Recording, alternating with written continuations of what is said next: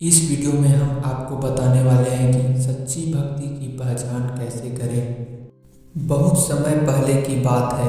एक गांव में एक साधु महाराज रहते थे।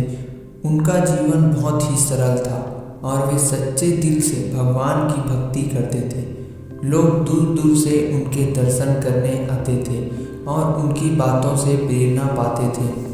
एक दिन एक युवक उनके पास आया और बोला, महाराज, मैं भी भगवान से प्रेम करता हूँ, उनकी भक्ति करना चाहता हूँ, पर मन बहुत भटकता है।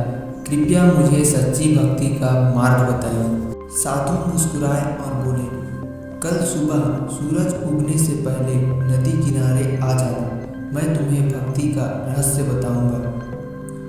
अगले दिन वह युवक समय पर पहुंच गया। साधु ने उसे एक कलश में पानी भर कर दिया और कहा, इसे सिर पर रख के पूरे गांव का चक्कर लगाओ, लेकिन ध्यान रखना, एक भी बूंद पानी गिरनी नहीं चाहिए। युवक ने बड़ी सावधानी से कलश सिर पर रखा और धीरे धीरे चल पड़ा। उसका पूरा ध्यान पानी पर था, कहीं गिर न जाए।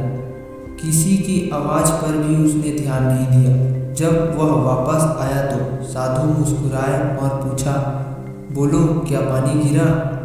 युवक बोला, नहीं महाराज, मेरा पूरा ध्यान बस पानी पर ही था।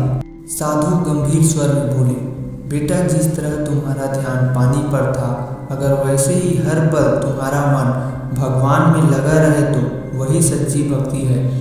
भक्ति का मतलब केवल मंदिर जाकर पूजा करना नहीं, बल्कि हर क्षण अपने कर्म, वचन और विचारों में ईश्वर को महसूस करना है।